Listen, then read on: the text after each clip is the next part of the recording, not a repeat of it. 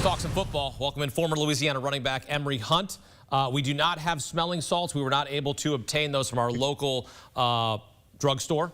They were not available, so I was hoping to be able to, open up a pack of smelling salts and get going. But we're going to go now. And so is J.J. McCarthy, back for the Vikings. Last year suffered a torn meniscus in his right knee in his preseason debut against the Raiders. Missed the entire season. Here on Saturday, Emory, he played one drive, 4-7, 30 yards, 8 rushing yards, including picking up the first down with his legs on 4th down, ultimately leading Minnesota on that drive that led to a field goal. Most importantly, he's healthy. What did you see from J.J. McCarthy's first preseason game here? He comes out healthy. Well, he looked a lot like what he looked like last year in the preseason. Did a lot of the same things, good throws, good timing, got outside the pocket, utilized his legs to pick up first downs, got out of bounds, most importantly. He didn't turn the ball over this year, which is always a plus, so that's a step forward in the right direction. And he showed the athleticism that you fell in love with as a prospect, and this is his second full season in this system, so you expect him to hit the ground running. When you look at what happened last year with Sam Darnold, right, a remarkable season for Minnesota, led the Vikings to a 14-3 record, parlayed that into a big contract with Seattle. So what's the ceiling for the Vikings this season with J.J. McCarthy as QB1? And, of course, you got Kevin O'Connell, who has turned into a quarterback whisperer. The ceiling is the playoffs.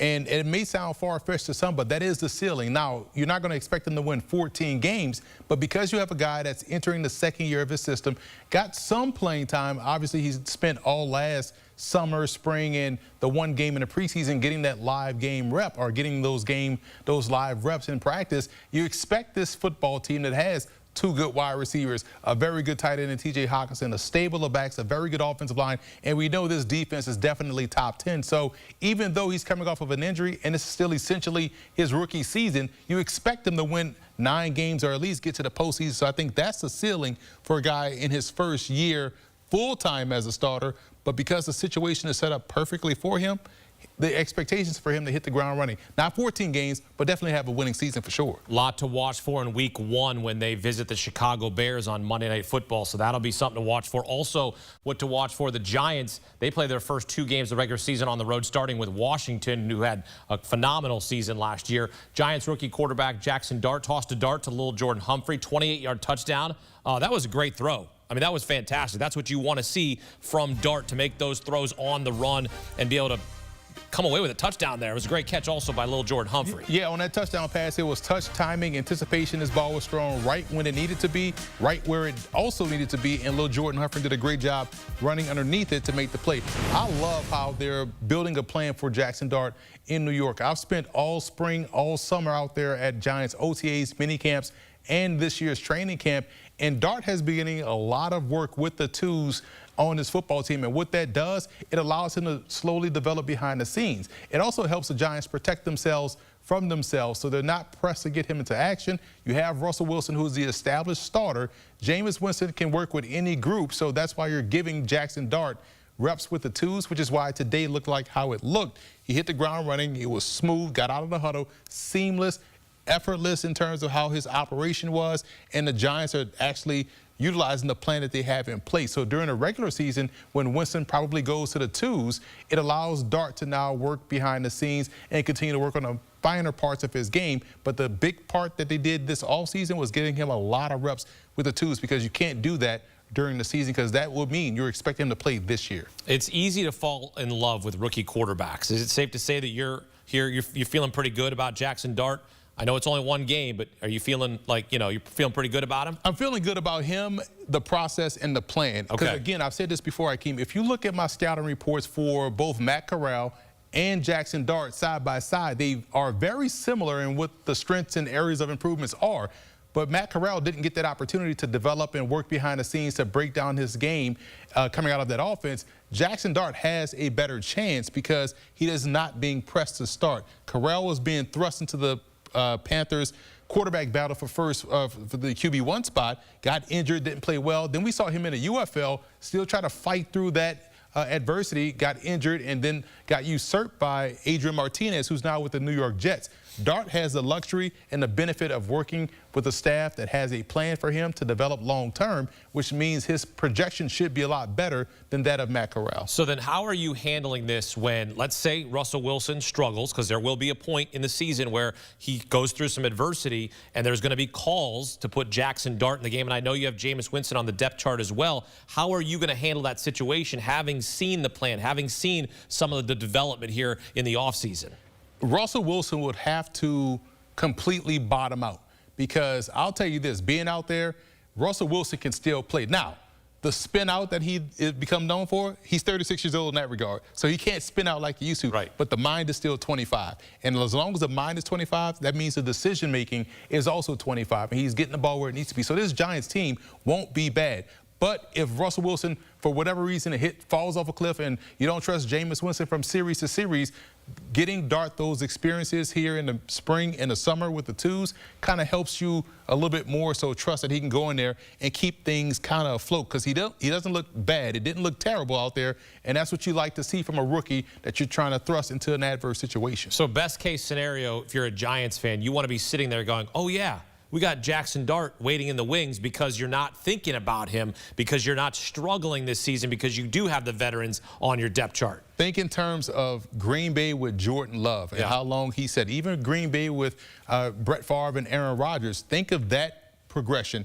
2 years would be the ideal situation, but that feels like a long time. Yeah, but 1 year, Russ is on a 1 year deal. Right. 2026 sets up perfectly for Jaxson Dart, and it also gives you as a franchise another draft class, another free agent class of getting the team better around him, especially on the defensive side of the ball in the secondary. All right, as for the Giants' first pick in this year's draft, he's going to be playing right away. Didn't play a whole lot today. Edge rusher Abdul Carter played 6 snaps, had 3 pressures against Buffalo. Emory, limited reps, but you saw why he can be a problem. We saw this at Penn State. And I've seen this all spring and summer, Hakeem. Yes. Like, listen, this dude has been a problem for everyone. And it's the fact that remember when Micah Parsons came out? People forget that he missed that last year of college football because he sat out, kind of like Jamar Chase. So when we did see him in the pros, we didn't know he could rush the passer like that. We was like, wow, I didn't know he could put his hand in the dirt. But with Abdul Carter, we saw him play both off the ball at Penn State and on the line of scrimmage. And what we're seeing out here at Giants camp is him doing both as well. So he's been getting cross-trained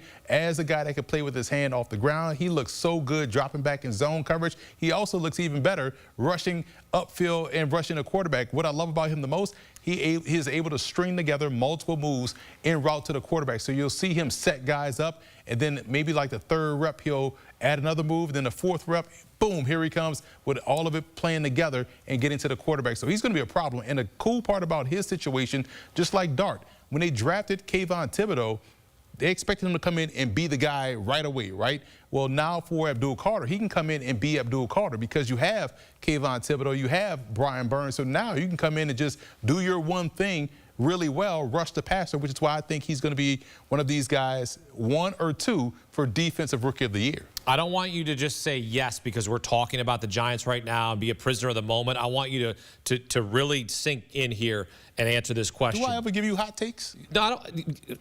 Sometimes you do. Sometimes you do. Why should I be excited about the Giants? Coming off the season they did, their first 4 weeks of the regular season, let me read them. At Washington, at Dallas, home against Kansas City, home against the Chargers. So the first 4 weeks, a gauntlet. We know that the Giants' schedule is tough this season.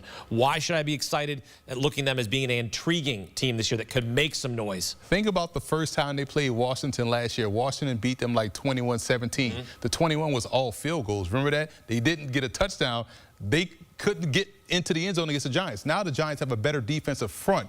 Offensively, when you have a quarterback like Russell Wilson, he's a floor raiser. So now people are starting to realize, like, wow, they have really good receivers outside of Malik Neighbors. Wow, they have a really good tight end in Theo Johnson. So they have weapons because the quarterback is competent. And when the quarterback is competent, it lifts the umbrella off of the defense. I'm sorry, up the defense. And now you're able to run the football better with Tyrone Tracy and the host of backs, Cam Scatterbo, when he gets back out there.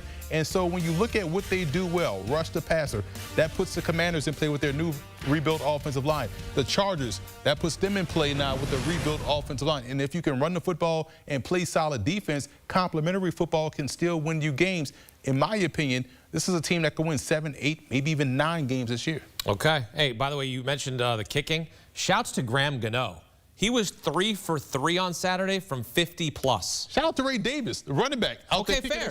That's fine too. Yeah, that's fine too. But I'm just saying, Graham Gano, like if he's healthy and you're out there getting field goal, that's huge. That's a huge weapon to have. So shouts to Graham Gano as well, getting it done for the Giants. They win the game, significant to some. Jaxson Dart looks great. So does Abdul Carter. As you take a look at the standout performers, we talked about Jaxson Dart. Best case scenario, according to Emory, let him sit for a year behind Russ. Let him get in the offense. Let him learn. Let him develop. He looked great on this afternoon, throwing a touchdown to little Jordan Humphrey, his first as a professional. Hopefully just the start to come for Jaxson Dart as an NFL pro.